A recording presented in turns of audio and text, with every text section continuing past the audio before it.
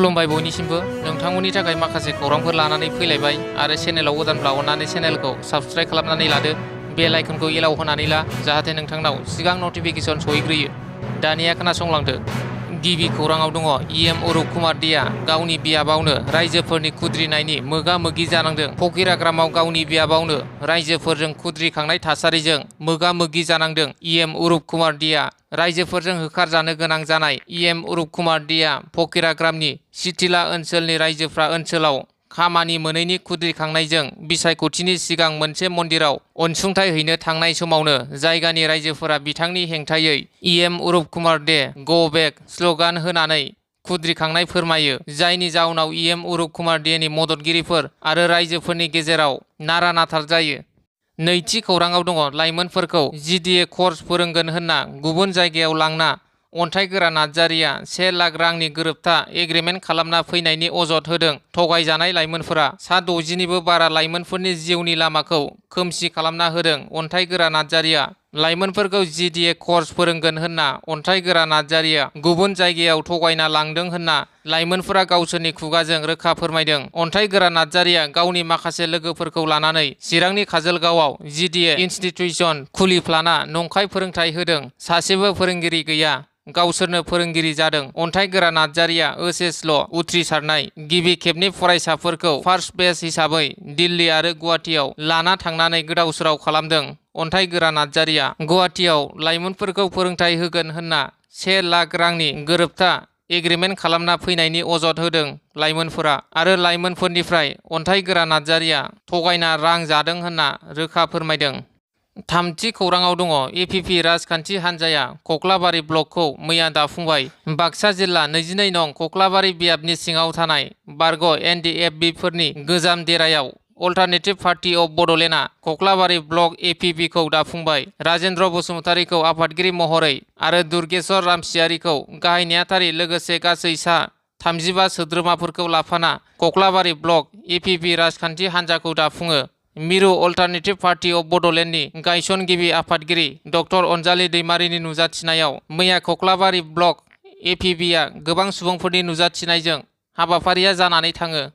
ब्रैथि खौराङाव दङ बड'फा उपेन्द्रनाथ ब्रह्मनि बिबाजैआ देहायारि जेंनानि थाखाय गुवाहाटीनि हेल्थ सिटी देहा फाहामसालियाव फाहामथाय लाबाय थानायखौ मन्त्रि उरखाव गोरा ब्रह्मआ खौरां लाहैदों। बाथि खौराङाव दङ 33 नं ननै सेरफां समस्तियाव इउपिपिएलनि गेदेर जयनिं हाबाफारि।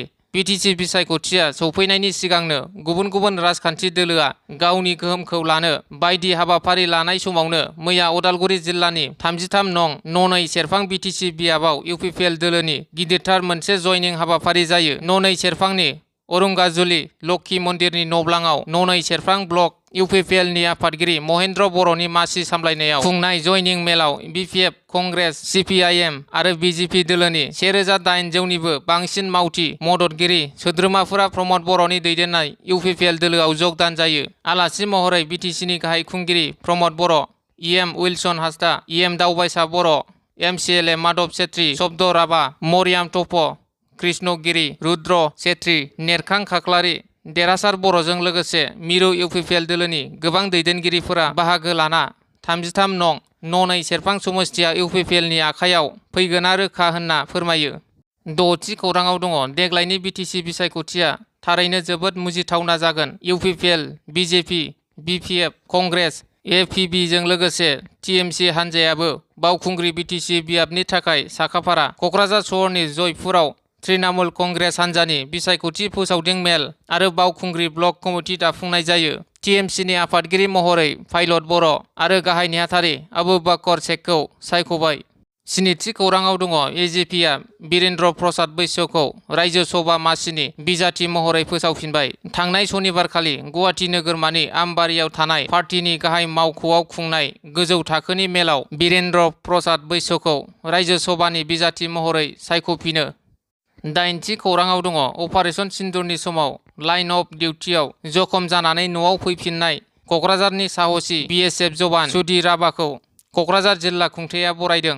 गुथि खौराङाव दङ बिटिआरनि गाहाय खुंगिरि प्रमद बर'नि बिथोन बायदियै क'क्राझार जिल्ला लाइमोन गांखंआ जिल्लानि गुबुन गुबुन जायगाफोराव वाल पेन्टिं हाबाफारि लादों। मैया सालाकाथि ब्लकनि सिङाव थानाय कालिफुख्रि ओनसोलावबो क'क्राझार जिल्ला लाइमोन गांखंनि बानजायनायाव वाल पेन्टिं हाबाफारि लानायखौ नुनो मोन्दों। बे हाबाफारियावनो बाहागो लायो क'क्राझार जिल्ला लाइमोन गांखंनि आफादगिरि जनिल कुमार ब्रह्म, सालाकाथि ब्लकनि आफादगिरि फुलबक मोसाहारि आरो कालिफुख्रि प्राइमारिनि आफादगिरि राजु रय आरो बिथांनि मावथि फारिया लोगोसे ओनसोलनि दैदेनगिरि रायजो राजा बिथांमोनाबो बाहागो लायो। जिथि खौराङाव दङ पर्बतजरा बासबारि ओनसोलनि फाग्लिजरा पार्ट 2 गामियाव थार्मेल पावार प्रजेक्ट एपिडिसिएल बानायनो नागिरनायनि सायाव फाग्लिजरा गामियाव खौरां लाहैदों बनसुनि आफादगिरि बनजित मनजिल बसुमतारी, बड'लेण्ड जनजाति सुरक्षा मंचनि वार्किं प्रेसिडेन्ट दावराव देख्रेब नार्जारी, लोगोसे अल आसाम ट्राइबेल स्टुडेन्ट इउनियननि एडभाइजार राजु देउरि बिथां आरो बारग' बिअ अमर सिंह ब्रह्म बिथांमोना